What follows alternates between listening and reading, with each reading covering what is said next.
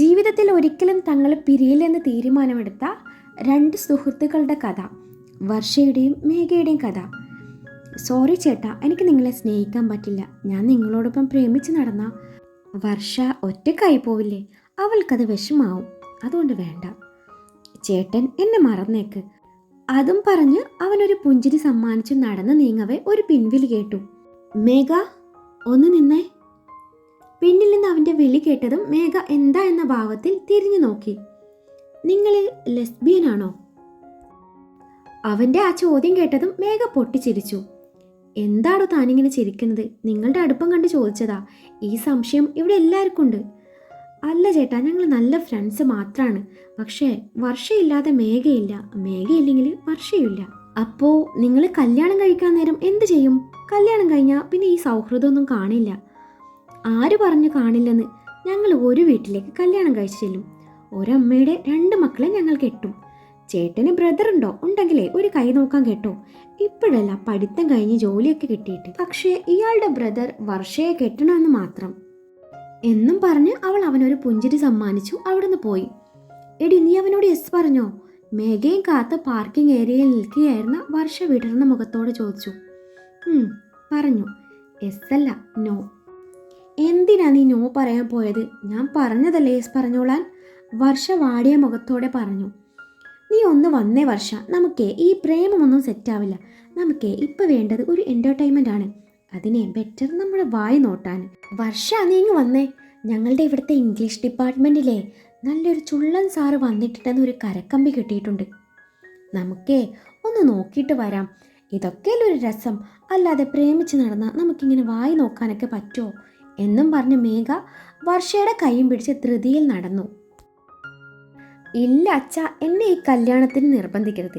ഞാൻ പറഞ്ഞതല്ലേ, മേഘ കല്യാണം കഴിച്ച് പോകുന്ന വീട്ടിലേക്ക് മാത്രമേ ഞാനും പോവുള്ളൂ എന്ന് വർഷ തറപ്പിച്ച് പറഞ്ഞു. എടി മോളെ, അതിനാ പയ്യൻ ഒറ്റ മോനാ. അവന് നിങ്ങളെ 2 പേരെയും കെട്ടാൻ പറ്റില്ലല്ലോ. എന്നാലും വേണ്ടില്ല, എൻ്റെ ഈ തീരുമാനത്തിൽ മാറ്റമില്ല. അച്ഛൻ വേറെ വല്ല ട്വിൻസ് പയ്യന്മാരുണ്ടോ എന്ന് നോക്കിക്കേ. എന്നാ സയാമീസ് ഇരട്ടകളായാലോ? അയാൾ മകളെ നോക്കി കെറിവോടെ പറഞ്ഞു. എൻ്റെ അച്ഛ, എന്തിനാ എന്നെ കെട്ടിക്കാൻ ഇങ്ങനെ തിരക്ക് പിടിക്കുന്നത്? എനിക്കിപ്പോൾ 23 വയസ്സല്ലേ ആയുള്ളൂ. അതുമല്ല, പഠിത്തം കഴിഞ്ഞ് ഞാൻ ജോലിക്ക് കയറാൻ പോകുന്നതുമാണ്. അതും SM multi speciality hospital. Business ലോകത്തെ കിരീടം വെക്കാത്ത രാജാവാണ് ശങ്കർ മഹാദേവൻ സർ. അദ്ദേഹത്തിൻ്റെ ഉടമസ്ഥതയിലുള്ള ഹോസ്പിറ്റലാണ് ഈ SM. അതിന് ശങ്കർ മഹാദേവൻ സർ ഡോക്ടർ അല്ലല്ലോ. അല്ല അച്ഛാ, പക്ഷെ അങ്ങയുടെ മകൻ ഡോക്ടറാണ്. അയാളാണ് അതിൻ്റെ MD. അച്ഛൻ കേട്ട് കാണും. ഡോക്ടർ നിരഞ്ജൻ ശങ്കർ. പ്രഗത്ഭനായ ന്യൂറോ സർജനാണ് ആള്. ഞാൻ കണ്ടിട്ടൊന്നുമില്ല, കേട്ടറിവാണ്. അയാളെ അമർത്തി മൂളി. ഞാൻ 2 വർഷം ഒന്ന് എൻജോയ് ചെയ്യട്ടെ അച്ഛാ, എന്നിട്ട് നമുക്ക് കല്യാണത്തെ പറ്റി ചിന്തിക്കാം. അതിനിടയിൽ എനിക്കും മേഘക്കും പറ്റിയ ചേട്ടനെയും അനിയനെയും കാണുകയാണെങ്കിൽ ഞാൻ അച്ഛനോട് പറഞ്ഞേക്കാം. എടി മോളെ, നിനക്ക് ജാതകവശാൽ 24-ൽ കല്യാണം നടന്നില്ലേ പിന്നെ 35-ലായോക്കും. ആഹാ, എന്നാ 35 കെട്ടാം. നയൻതാരയ്ക്ക് 37-ലാണ് കെട്ടിയത്. അവൾ കുറുമ്പോടെ പറഞ്ഞു. നിന്നോട് പറയാൻ വന്ന് എന്നെ പറഞ്ഞാൽ മതിയല്ലോ എന്നും പറഞ്ഞ അയാൾ കൃത്രിമ ദേഷ്യത്തോടെ അകത്തേക്ക് കയറിപ്പോയതും വർഷ മേഘയുടെ നമ്പറിലേക്ക് കോൾ ചെയ്തു അല്പം മാറി നിന്ന് സംസാരിച്ചു. ബാങ്ക് ഉദ്യോഗസ്ഥനായ രാജശേഖറിൻ്റെയും ഹേമയുടെയും ഏക മകളാണ് വർഷ രാജശേഖർ. അവളിപ്പോൾ MSc നഴ്സിംഗ് കഴിഞ്ഞു നിൽപ്പാണ്. രാജശേഖറിൻ്റെ ഉറ്റ സുഹൃത്താണ് മോഹൻദാസ്. ഭാര്യ രേണുക. ഒറ്റ മകൾ മേഘ മോഹൻ. വർഷയെ അമ്മു എന്നും മേഘയെ പൊന്നു എന്നാണ് വീട്ടുകാർ വിളിക്കുന്നത്. മേഘയുടെയും വർഷയുടെയും ജനനം ഏകദേശം ഒരാഴ്ച വ്യത്യാസത്തിലായിരുന്നുവെങ്കിലും ഇരുവരും ഒരുമിച്ച് കളിച്ച് വളർന്നവരാണ്. ആരും അസൂയപ്പെടുന്ന സുഹൃത്ത് ബന്ധം. അച്ഛന്മാരുടെ സൗഹൃദത്തിനും അപ്പുറം മക്കളുടെ സൗഹൃദം വളർന്നു.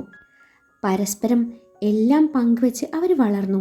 ഒരാളുടെ അഭാവം മറ്റൊരാളെ തളർത്തുമായിരുന്നു. ഇരുവർക്കിടയിൽ രഹസ്യങ്ങളൊന്നുമില്ലായിരുന്നു. ഒന്നിനു വേണ്ടിയും ഇരുവരും വാശി പിടിക്കുകയോ പിണങ്ങുകയോ ഒന്നുമില്ലായിരുന്നു. ഒരാൾ മറ്റൊരാൾക്ക് വേണ്ടി എന്തും ത്യജിക്കാനും തയ്യാറാണ്. ചെറുപ്പത്തിൽ മക്കളുടെ സൗഹൃദം കണ്ട് അച്ഛന്മാർ സന്തോഷിച്ചെങ്കിലും വളരും തോറും അത് കൂടുതൽ പ്രശ്നങ്ങളിലേക്ക് വഴിമാറി. ഒരാൾ സ്കൂളിൽ പോയില്ലേൽ മറ്റേയാളും ലീവ്. ഒരാൾ ഹോംവർക്ക് ചെയ്തില്ലേൽ മറ്റേയാളും ചെയ്യില്ല. വർഷയോട് ടീച്ചർ എന്തെങ്കിലും ചോദ്യം ചോദിച്ചിട്ട് അവൾക്ക് അറിഞ്ഞില്ലേൽ പിന്നെ മേഘയോട് ചോദിച്ചാൽ അവൾ അറിയുമെങ്കിലും ഇല്ലെന്നേ പറയൂ. എവിടെ പോകുന്നുണ്ടെങ്കിലും ഒരുമിച്ചേ പോകൂ. പഠിത്തത്തിൽ പോലും ഇത് തുടർന്നു. ഒരാൾക്ക് മറ്റൊരാളേക്കാൾ ഒരു മാർക്ക് പോലും കൂടാൻ പാടില്ല എന്ന് നിർബന്ധമായിരുന്നു. അതിനനുസരിച്ചാണ് ഇരുവരും പഠിക്കുന്നത് പോലും. ഇനിയെങ്ങാനും കൂടിപ്പോയാൽ ടീച്ചർക്ക് അതൊരു തലവേദനയായി മാറാറുമുണ്ട്. ഇവരുടെ പ്രത്യേകതരം ഈ സ്വഭാവം കണ്ടതും അച്ഛനമ്മമാർക്ക് ടെൻഷനും ആദ്യം കൂടി വന്നു. അതുകൊണ്ട് 10ാം ക്ലാസ് കഴിഞ്ഞു ഇരുവരെയും സ്കൂൾ മാറ്റാൻ തീരുമാനിച്ചു. പക്ഷേ രണ്ടും അമ്പിനും വില്ലിനും അടുക്കുന്നില്ല എന്നറിഞ്ഞ അച്ഛന്മാർ ഭീഷണി മുഴക്കി. രണ്ടുപേരും അടുത്തടുത്തായുള്ള ഈ താമസം മാറി വേറെ വീട് നോക്കുമെന്ന് ഭീഷണിപ്പെടുത്തിയതും ഭീഷണി ചെറുതായി ഏറ്റു. സ്കൂൾ മാറിയില്ലെങ്കിലും +1 ഇരുവരും വെവ്വേറെ സബ്ജക്റ്റ് തിരഞ്ഞെടുത്തു. വർഷ സയൻസും മേഘ കൊമേഴ്സും എടുത്തു. അതുപോലെ ഡിഗ്രി പഠനവും കൂടെ PGയും ഒരേ കോളേജിലല്ലെങ്കിലും തൊട്ടടുത്ത് തന്നെയായിരുന്നു. വർഷ BSc നഴ്സിംഗും MSc നഴ്സിംഗും ചെയ്തപ്പോൾ മേഘ BBAയും MBAയും ചെയ്തു. ഇരുവരുടെയും പഠനം വെവ്വേറെ മേഖലയായതുകൊണ്ട് ആരെയും കാത്തു നിൽക്കാതെ രണ്ടുപേരും നന്നായിട്ട് പഠിക്കാൻ തുടങ്ങി. ഇരുവർക്കും പുതിയ സൗഹൃദങ്ങൾ കിട്ടിയെങ്കിലും അതൊക്കെ വെറും ക്ലാസ് മുറികളിൽ ഒതുങ്ങി നിൽക്കുന്ന സൗഹൃദമായിരുന്നു. ഇരുവരുടെയും കോളേജ് വെവ്വേറെ ആക്കിയപ്പോൾ പിന്നീട് അങ്ങോട്ട് ഇരുവരും താമസം ഒരു വീട്ടിലാക്കിയെന്ന് മാത്രം. 2 വീട്ടിലുമായി ഇരുവരും മാറി നിന്നു. അതോടെയാണ് അച്ഛന്മാർ ഇല്ലാത്ത ജാതകദോഷം പറഞ്ഞ് ഇരുവരുടെയും കല്യാണം നടത്താൻ തീരുമാനിച്ചത്. അച്ഛന്മാർ രണ്ടിനെയും എങ്ങനെയും 2 വഴിക്കാക്കാനുള്ള പദ്ധതി ഒരുക്കിയപ്പോഴാണ് രണ്ടിൻ്റെയും ഒടുക്കത്തെ ഡിമാൻഡ് രണ്ടും ഒരു വീട്ടിലേക്ക് മാത്രമേ കെട്ടിപ്പോവുള്ളൂ എന്ന്. അച്ഛന്മാരെ മനസ്സിൽ കാണുമ്പോൾ മക്കളങ്ങ് മൈതാനത്തിൽ കണ്ടു, അത്രയേ ഉള്ളൂ. ഇന്നാണ് മേഘയും വർഷയും ജോലിക്ക് ജോയിൻ ചെയ്യുന്നത്. അതിൻ്റെ ഭാഗമായിട്ട് ദൈവത്തിന് സോപ്പിടാൻ വേണ്ടി അമ്പലത്തിലേക്ക് ചെന്നതാണ് ഇരുവരും പ്രാർത്ഥന കഴിഞ്ഞ് തീർത്ഥവും പ്രസാദവും ഒക്കെ വാങ്ങി കാണിക്കൊക്കെ കൊടുത്തു. ഇലച്ചീന്തയിൽ നിന്നും ചന്ദനമൊക്കെ അങ്ങോട്ടും ഇങ്ങോട്ടും തൊട്ടു കൊടുത്ത ശേഷം മേഘ തേങ്ങ ഉടക്കാൻ വേണ്ടി ചെന്നതും വർഷ ആൽത്തറയിലിരുന്ന് അവളെ വെയിറ്റ് ചെയ്യാൻ തുടങ്ങി.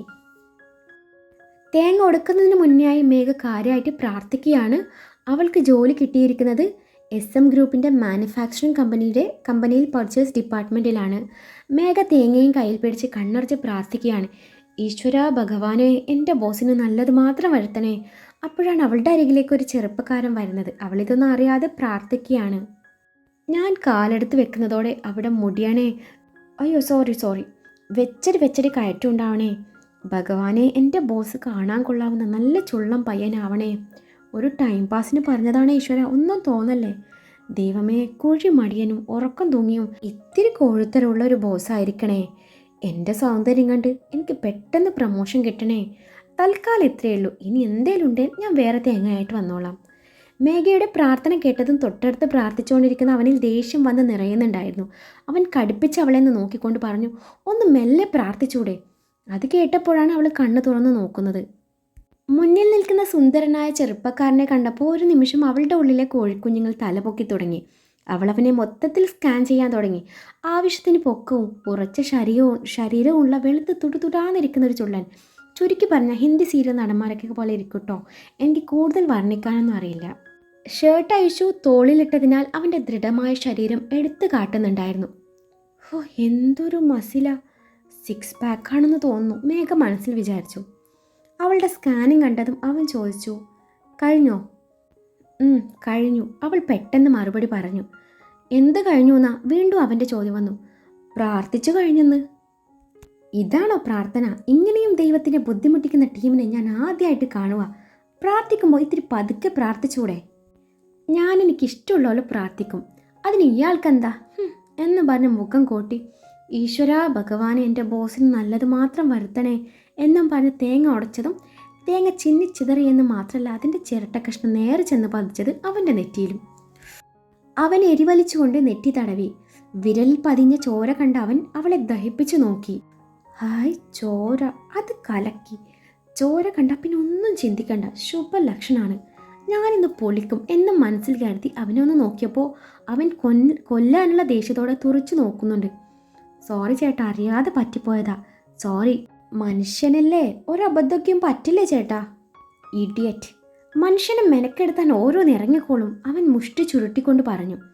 ഞാൻ സോറി പറഞ്ഞല്ലോ ചേട്ടാ, വേണമെങ്കിൽ മുറിവ് ഡ്രസ് ചെയ്തു തരാം. അതിന് താൻ ഡോക്ടറാണോ? അവനിത്തിരി ഗൗരവത്തിൽ ചോദിച്ചു. ഞാനല്ല, എൻ്റെ കൂട്ടുകാരി ഡോക്ടറാണ്. മേഘ തട്ടിവിട്ടു. ഇരിക്കട്ടെ ഇത്തിരി പവർ, അല്ല പിന്നെ. ഞാൻ അവളെ വിളിക്കട്ടെ ചേട്ടാ? ചേട്ടനോ? ആരുടെ ചേട്ടൻ? അതിന് താൻ എൻ്റെ പെങ്ങളാണോ? അല്ല പിന്നെ എൻ്റെ ഭാര്യയാണോ? ഒന്ന് പോവടന്നു. ഭാര്യ ആക്കാൻ ചേട്ടൻ ഓക്കെ ആണെങ്കിൽ ഞാൻ ഡബിൾ ഓക്കെയാണ്. അവൾ മെല്ലെ പറഞ്ഞതാണേലും അവൻ വ്യക്തമായി കേട്ടു. ചേട്ടാ ചോട്ടാ എന്നൊന്നും വിളിക്കാൻ നിൽക്കണ്ട. Call me only sir, okay? അതിന് സാറിനെ ഏത് ക്ലാസ്സിലാ പഠിപ്പിച്ചതിൻ്റെ സാറേ? മേഘയുടെ ചോദ്യം കേട്ട് അവനൊന്ന് പതറി. കണ്ണാ, നീ അവിടെ എന്തെടുക്കുക? ദേ അച്ഛ വെയിറ്റ് ചെയ്യുക. ഒരു സ്ത്രീ കുറച്ച് ദൂരെ നിന്ന് വിളിച്ചതും ദാ വരുന്നു അമ്മ എന്നും പറഞ്ഞ് അവൻ അവളെ ദഹിപ്പിച്ച് നോക്കിയിട്ട് അവിടെ നിന്ന് പോയി.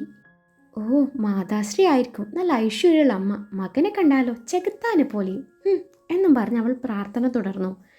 എന്നാൽ ഇതേ സമയം വർഷ ആൽത്തറയിൽ സുഖമായി കിടന്നുറങ്ങുന്ന പാവം പട്ടിയുടെ ചെവിയിലേക്ക് കോലിട്ടിളക്കി ഇക്കിളി കൂട്ടുന്ന തിരക്കിലാണ്. 2-3 പ്രാവശ്യം ആ പട്ടി അത് കണ്ടില്ലെന്ന് നടിച്ചു വീണ്ടും ഉറങ്ങാൻ തുടങ്ങി. പാവം ഒന്ന് ഉറക്കം പിടിച്ച് വന്നതായിരുന്നു. അപ്പോഴാണ് അവൾ വീണ്ടും ഇക്കിളി കൂട്ടിയത്. പിന്നെ പട്ടി ഒന്നും നോക്കിയില്ല, കുറച്ചുകൊണ്ട് അവൾക്ക് നേരെ ചീറ്റിയതും അവൾ ഒരൊറ്റ ഓട്ടായിരുന്നു. PT ഉഷ പോലും അത്ര സ്പീഡിൽ ഓടിക്കാണില്ല. ഒളിമ്പിക്സിലെങ്ങാനും ആയിരുന്നേൽ അവൾ റെക്കോർഡും തകർത്ത് സ്വർണ്ണ മെഡൽ കൊണ്ടുവന്നേനെ. അവൾക്ക് പിന്നാലെ പട്ടിയുണ്ട്. അവൾ തിരിഞ്ഞു നോക്കിക്കൊണ്ട് ഓടുകയാണ്. ഇതേ സമയം പാർക്കിംഗ് ഏരിയയിൽ ഒരു ചെറുപ്പക്കാരൻ ഡ്രൈവിംഗ് സീറ്റിൻ്റെ ഡോർ തുറന്നു വെച്ച് ഒരു കാൽ അകത്തും ഒരു കാൽ പുറത്തും ഇട്ട് ഡോറിൽ ഒരു കൈ താങ്ങി ഫോണിൽ സംസാരിച്ചു കൊണ്ടിരിക്കുമ്പോഴാണ് വർഷയും പട്ടിയും പിന്നാലെ വരുന്നത്. അവൾ കാറിൻ്റെ തുറന്നു വെച്ച ഡോറോ അതിനുള്ളിലെ ആളെയോ ശ്രദ്ധിക്കാതെ കാറിൻ്റെ ഡോറും ഉന്തി തള്ളിക്കൊണ്ട് ഓടൽ. കാറിൻ്റെ ഡോർ നേരെ ചെന്ന് പതിച്ചത് അവൻ്റെ നെറ്റിയിലേക്കും. ഡോർ ശക്തിയോടെ അടഞ്ഞതുകൊണ്ട് അവൻ്റെ നെറ്റി മുറിയുകയും ഒരു കാലിലേക്ക് ഡോർ ചെന്നിടിക്കുകയും ചെയ്തു. അവൻ വണ്ടിയുടെ മിററിൽ കൂടി നോക്കിയപ്പോൾ നെറ്റിയിൽ നിന്ന് ചോര പൊടിഞ്ഞിരിക്കുന്നു. അവൻ സീറ്റിലേക്ക് മുഷ്ടി ചുരുട്ടി പിടിച്ചു ശക്തിയായി ഇടിച്ചു. ഇതേ സമയം വർഷ ഓട്ടം നിർത്തി മെല്ലെ തിരിഞ്ഞു നോക്കിയപ്പോൾ പട്ടിയുടെ പൊടി പോലുമില്ല. എന്നാൽ ഇതെവിടെ പോയി എന്നും പറഞ്ഞ് മുന്നിൽ നോക്കിയപ്പോൾ പട്ടി മറ്റാരെ ഇട്ട് ഓടിക്കുന്നു. പിന്നീടാണ് മനസ്സിലായത് തൻ്റെ അതേ കളർ ഡ്രസ്സിട്ട ചേച്ചി തൻ്റെ പിന്നിലുണ്ടായിരുന്നു. പട്ടിക്ക് ആള് മാറി അവരെ ഇട്ട് ഓടിക്കുന്നതാണെന്ന്. പാവം ചേച്ചി, ജീവനെങ്കിലും ബാക്കിയുണ്ടായ മതിയായിരുന്നു എന്നും പറഞ്ഞു തിരിഞ്ഞപ്പോഴാണ് തനിക്ക് നേരെ കത്തുന്ന നോട്ടവുമായി നിൽക്കുന്ന ഒരുത്തനെ കാണുന്നത്. ഇയാളെന്താ എന്നെ ഇങ്ങനെ നോക്കി പേടിപ്പിക്കുന്നേ? ഇനിയിപ്പോൾ പട്ടിക്ക് ആള് മാറിയ പോലെ ആള് മാറിയതായിരിക്കുമോ? ആ ചേച്ചിയാണെന്ന് കരുതി തന്നെ പേടിപ്പിക്കുന്നതാവാം എന്ന് കരുതിക്കൊണ്ട് പറഞ്ഞു. അയ്യോ, നിങ്ങൾ ഉദ്ദേശിക്കുന്ന ആളെ ഞാനല്ല, ദോ ആ ചേച്ചിയായിരിക്കും.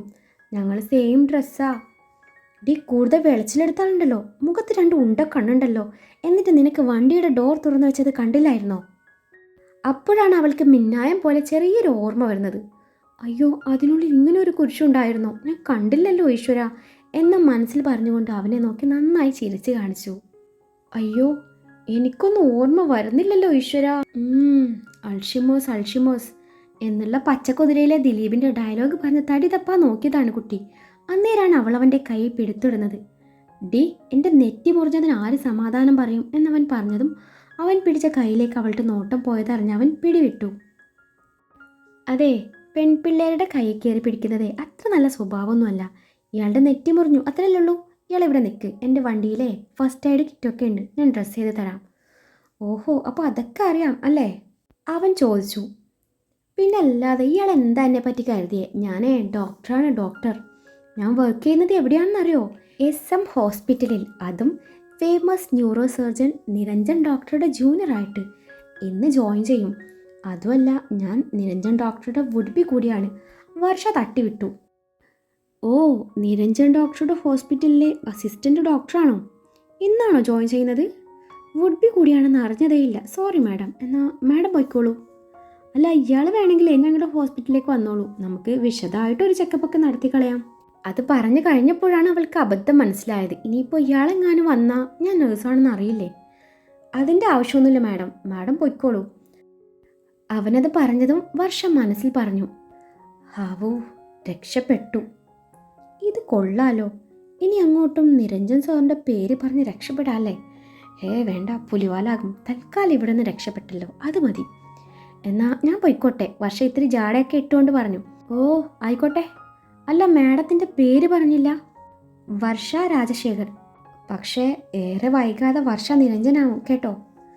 വർഷ അത് പറഞ്ഞതും അയാൾ ഒന്ന് അമർത്തി മൂളി. അച്ചു, നീ അവിടെ എന്തെടുക്കുക? പെട്ടെന്ന് വന്നേ. ദേ കണ്ണനെ ഓഫീസിൽ എത്തി തിരക്കുണ്ടെന്ന്. ഒരു സ്ത്രീ ശബ്ദം കേട്ടപ്പോഴാണ് അവരിരുവരും തിരിഞ്ഞു നോക്കിയത്. ആ വരുന്നു അമ്മ എന്നും പറഞ്ഞ് അവളെ വല്ലാത്ത ഭാവത്തിലൊന്ന് നോക്കി അവൻ വണ്ടിക്കരിയിലേക്ക് നടന്നു. അച്ചു, നിന്റെ നെറ്റി എങ്ങനെയാ മുറിഞ്ഞത്? അമ്മ ആദ്യോടെ ചോദിച്ചു. അപ്പോഴാണ് അവൻ നെറ്റി മുറിഞ്ഞ കാര്യം ഓർക്കുന്നത്. അതൊരു പാണ്ടി ലോറി വന്ന് മേലേക്ക് ചാടിയതാമ്മ. പാണ്ടി ലോറിയാ? അതും ഈ അമ്പലത്തിൽ വെച്ചോ? അതെങ്ങനെ? അമ്മ പെട്ടെന്ന് കയറിക്കേ, എനിക്ക് പെട്ടെന്ന് ഹോസ്പിറ്റലിൽ എത്താനുള്ളതാ, കൂടെ ഒരു പെരുങ്കള്ളിയെ പൊക്കാൻ കൂടി ഉള്ളതാ എന്നും പറഞ്ഞു അവൻ ധൃതിയിൽ വണ്ടിയിൽ കയറി. പിന്നാലെ അമ്മയും. അപ്പോഴാണ് കോ ഡ്രൈവിംഗ് സീറ്റിലിരിക്കുന്ന കണ്ണനെ അവൻ ശ്രദ്ധിക്കുന്നത്. നിന്റെ നെറ്റിക്ക് എന്ത് പറ്റിയതാടാ? അച്ചു അവനോട് ചോദിച്ചു. ഒരുത്തി തേങ്ങ ഉടച്ചതാ. നിന്റെ നെറ്റിയിലോ? നീ പെട്ടെന്ന് വണ്ടി എടുക്കച്ചു, എനിക്ക് ഇത്തിരി തിരക്കുള്ളതാ, കണ്ണൻ കൃത്രിമ ഗൗരവം നടിച്ചുകൊണ്ട് പറഞ്ഞു. ഏതാടാ കുട്ടി? പിന്നിലെന്ന് അമ്മയുടെ ചോദ്യം വന്നു. ഏതു കുട്ടി? നീ സംസാരിച്ചുകൊണ്ടിരുന്ന ആ കുട്ടി. നല്ല കൊച്ച്, നമുക്കങ്ങ് ആലോചിച്ചാലോ? അച്ചുവിനോടായിരുന്നു ആ ചോദ്യം. ആലോചിച്ചോ, എത്ര വേണേലും ആലോചിച്ചോ, പക്ഷേ എന്നെ കൊണ്ട് കെട്ടാൻ മാത്രം പറയരുത്. അതിന് കെട്ടുന്നതിലും ഭേദം വഴിയെ പോന്ന Vayyaveli തലയിലെടുത്ത് വെക്കുന്നതാ.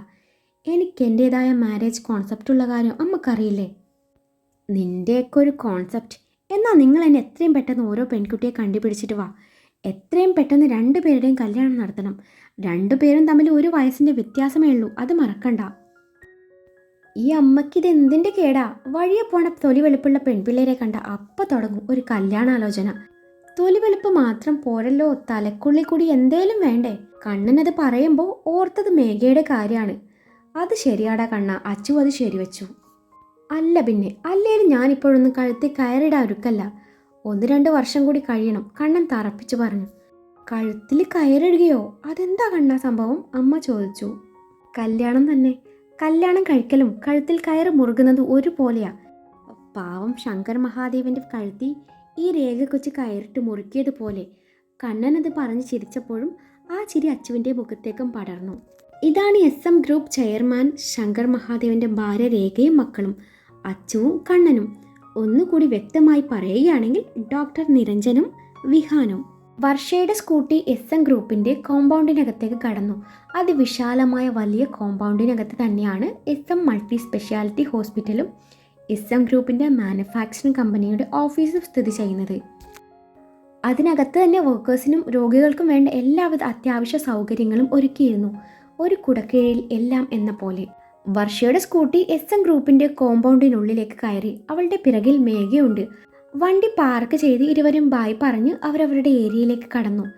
SM multi speciality hospital. ഹോസ്പിറ്റലിൻ്റെ പേരും വായിച്ചുകൊണ്ട് വർഷ മുൻവശത്തെ സ്റ്റെപ്പുകൾ കയറാൻ തുടങ്ങി. സ്റ്റെപ്പുകൾ കയറി ചെല്ലുന്നത് ഒരു നീളം വരാന്തയിലേക്കാണ്.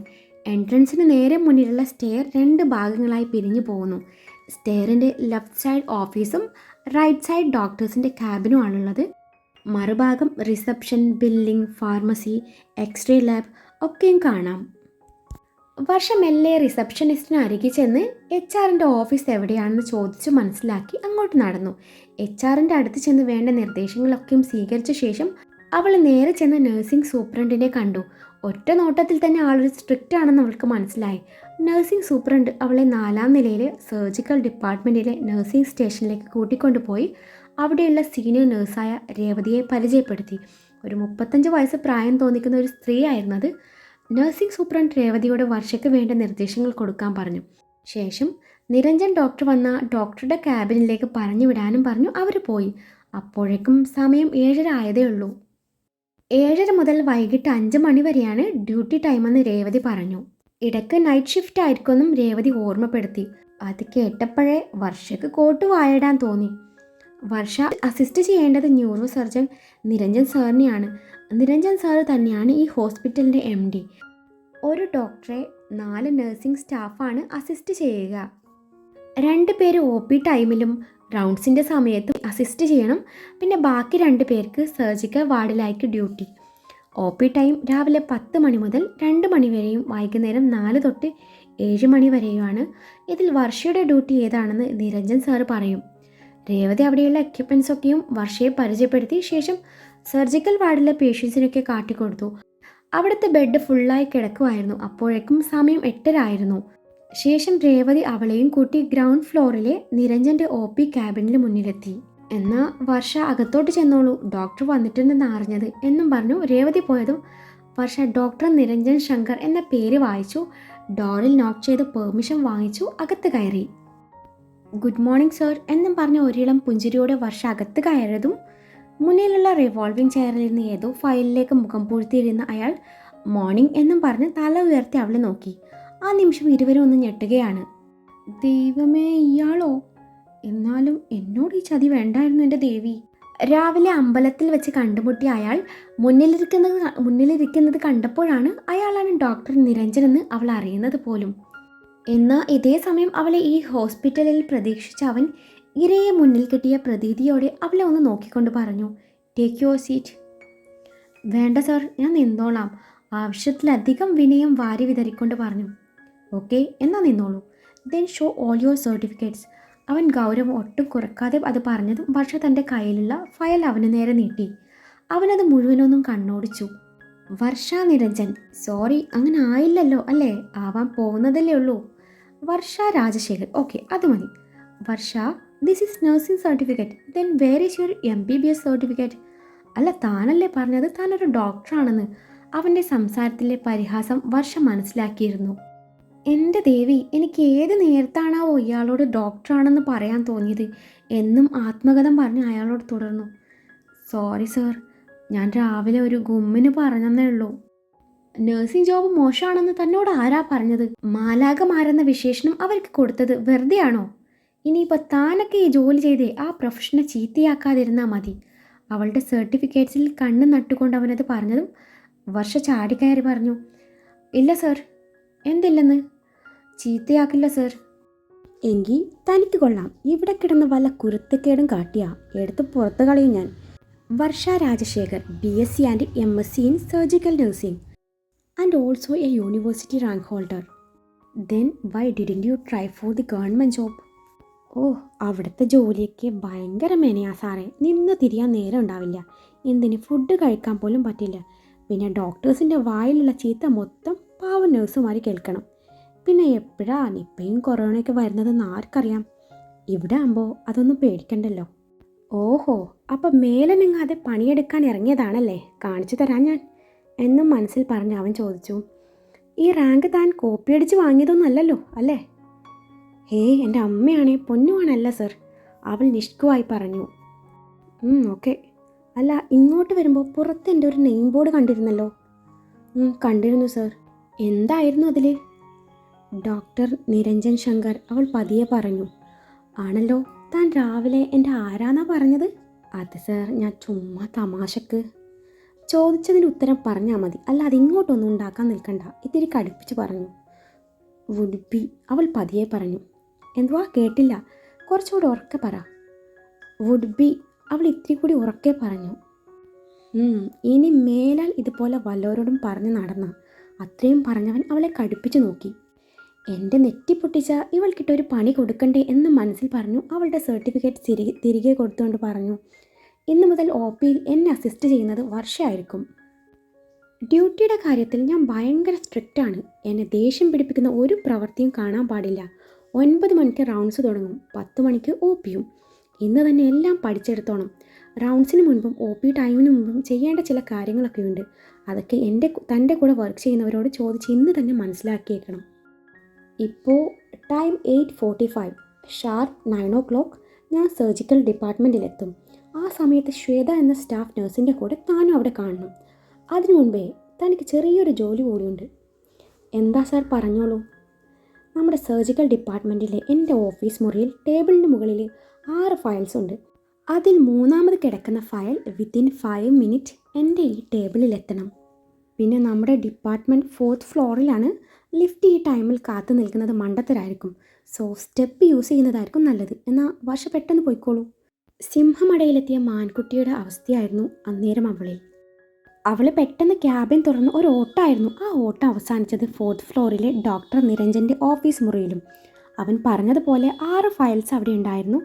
അതിൽ മുകളിൽ നിന്ന് 3ാമത്തെ ഫയലും എടുത്ത് വീണ്ടും സ്റ്റെപ്പിലൂടെ ഓടി. ഗ്രൗണ്ട് ഫ്ലോറിൽ അവൻ്റെ OP റൂമിന് മുന്നിൽ എത്തി ശ്വാസം നേരെ വിട്ടു. പെർമിഷൻ ചോദിച്ച് അകത്ത് കയറി ഫയൽ അവന് നേരെ നീട്ടി. നോൺസെൻസ്, ഞാൻ പറഞ്ഞതില്ലേ 3ാമത് കിടക്കുന്ന ഫയലാണെന്ന്?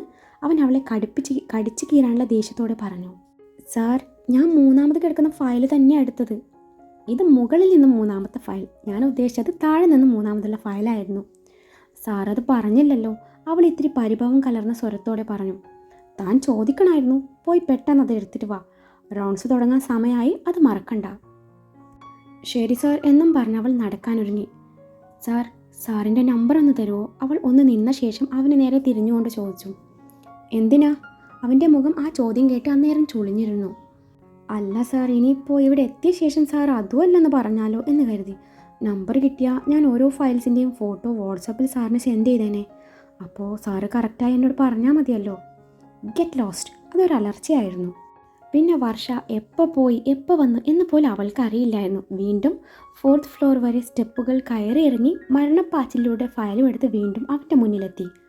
ദാ സാർ ഫയൽ. അത് പറയുമ്പോൾ അവൾ ശരിക്കും കിതക്കുന്നുണ്ടായിരുന്നു. അവൻ ഫയൽ വാങ്ങി ഒന്ന് നോക്കുക പോലും ചെയ്യാതെ പറഞ്ഞു, ഇത് തന്നെ.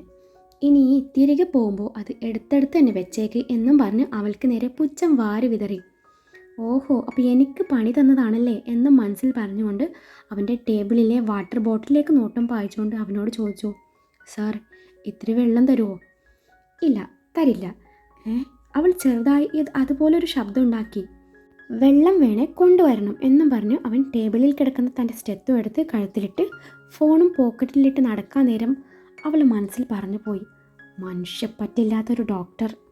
Hello madam, sharp 9 o'clock surgical ഡിപ്പാർട്ട്മെൻറ്റിൽ ഞാൻ കാണും. അപ്പോൾ ഇതുപോലെ വായും പൊളിച്ച് നിന്നാൽ ഇതിൻ്റെ ബാക്കി ഞാൻ അപ്പോൾ പറയാം എന്നും പറഞ്ഞ് നടന്നു നീങ്ങി അവൻ്റെ പിന്നാലെ അവളും ചെന്നു. അവൻ്റേത് നടത്താണോ ഓട്ടാണോ എന്നത് ദൈവം തമ്പുരാന് മാത്രമേ അറിയുള്ളൂ. അവൻ നടന്നു പോകുന്നത് ഡോക്ടേഴ്സിൻ്റെ ലിഫ്റ്റ് ഏരിയയിലേക്കാണെന്ന് മനസ്സിലാക്കി അവൾ പിന്നാലെ ചെന്നുകൊണ്ട് ചോദിച്ചു, സാർ എനിക്കിനി സ്റ്റെപ്പ് കയറാൻ വയ്യ, ഞാൻ കൂടി വന്നോട്ടെ പ്ലീസ്. കൊച്ചു കുഞ്ഞിനെ പോലെ അവളത് പറഞ്ഞതും പിന്നെ കേട്ടത് ഇംഗ്ലീഷിൽ 5-6 പച്ചത്തെറിയായിരുന്നു. പിന്നെ ഒന്നും നോക്കിയില്ല. വീണ്ടും ഓടൽ അങ്ങ് 4th ഫ്ലോറിലേക്ക്. ഇല്ലെങ്കിൽ ആ സിംഹം വന്ന് തന്നെ കടിച്ചു കീറുമെന്ന് അവൾക്കറിയായിരുന്നു.